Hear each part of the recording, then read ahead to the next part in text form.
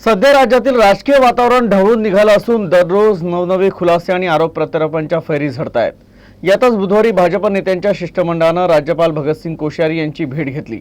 राज्यात समोर आलेल्या गंभीर प्रकरणांबाबत मुख्यमंत्री मौन का आहेत असा सवाल विरोधी पक्षनेते देवेंद्र फडणवीस यांनी केला. तर वसूल करण्यात येत असलेल्या पैशांमधून काँग्रेसचा हिस्सा किती असा प्रश्न करत त्यांनी काँग्रेसलाही चिमटा काढला. राज्यात कोरोना थैमान घालत असताना सरकार काहीच करत नसल्याचा आरोप फडणवीसांनी यावेळी केला. पैसे की उगाही की घटना हो या ट्रांसफर्स का रैकेट हो, ये सारी घटनाएं दुखदाई है, आश्चर्यचकित और अचंभित करने वाली इस प्रकार की ये सारी घटनाएं महाराष्ट्र में हो रही है। किंतु इसमें सबसे आश्चर्य की बात अगर कोई है तो वो है मुख्यमंत्री जी का मौन। इतनी सारी घटनाएं होने के बावजूद महाराष्ट्र के मुख्यमंत्री जी ने उसके ऊपर एक बयान भी नहीं दिया। पवार साहब ने 2 प्रेस ली, किंतु जो मंत्री है उनको केवल बचाने का प्रयास पवार साहब ने किया। पवार साहब ने कहा कि मूल घटना की ओर देखिए, मूल घटना तो देखनी पड़ेगी, पर मूल घटना के आड़े आप भ्रष्टाचार को नहीं छिपा सकते। वो घटना जितनी महत्व की है उतनी ये भी घटना महत्व की है। आइए, हम जरूर मानते हैं कि जो मूल घटना है उसका तो पर्दाफाश होना ही चाहिए, और उसके साथ साथ उसको आड़ में लेकर आप ये जो हफ्ता वसूली की घटना है, ट्रांसफर्स का रैकेट है, इसको आप रोक नहीं सकते। उसकी भी जांच होनी चाहिए।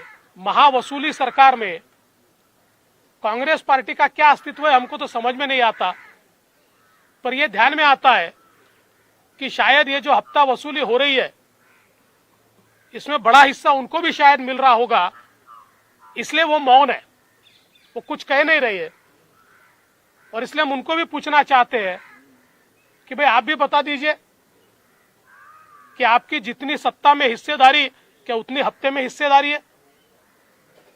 कुल मिलाकर इस सरकार ने पूरी तरीके से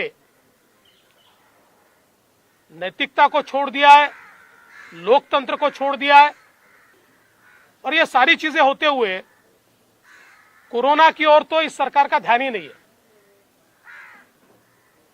जिस प्रकार से कोरोना की केसेस महाराष्ट्र में बढ़ रही है, देश का एपिसेंटर कोरोना बना है, और मैं समझ नहीं पाता कि महाराष्ट्र में इतना कोरोना क्यों बढ़ रहा है। सरकार इस पे क्या करती है? क्या सरकार ने इस पर उपाय किया है? मुझे लगता है ये भाषण देने की बात नहीं है, एक्ट करने की बात है। और इसलिए राज्यपाल जी को हमने ये कहा है, हमारे सुधीर भाऊ मुनगंटीवार जी ने 100 घटनाएं राज्यपाल जी के ध्यान में लाकर दी है कि जिसमें सरकार ने संवैधानिक जिम्मेवारी का पालन नहीं किया है। और राज्यपाल जी से हमने इतनी ही मांग की है कि चूंकि मुख्यमंत्री भी बोलते नहीं है, सरकार भी ठीक चल नहीं रही है, ऐसे समय कम से कम मुख्यमंत्री जी को आप इसके ऊपर रिपोर्ट मांगिए। राज्यपाल जी को अधिकार है कि आपने हफ्ता वसूली पर क्या एक्शन लिया, आपने ट्रांसफर रैकेट पर क्या एक्शन लिया, कोरोना के ऊपर आपने क्या एक्शन लिया, ये सारा रिपोर्ट ये मांगा जाए। इस प्रकार का निवेदन हमने माननीय राज्यपाल जी को दिया।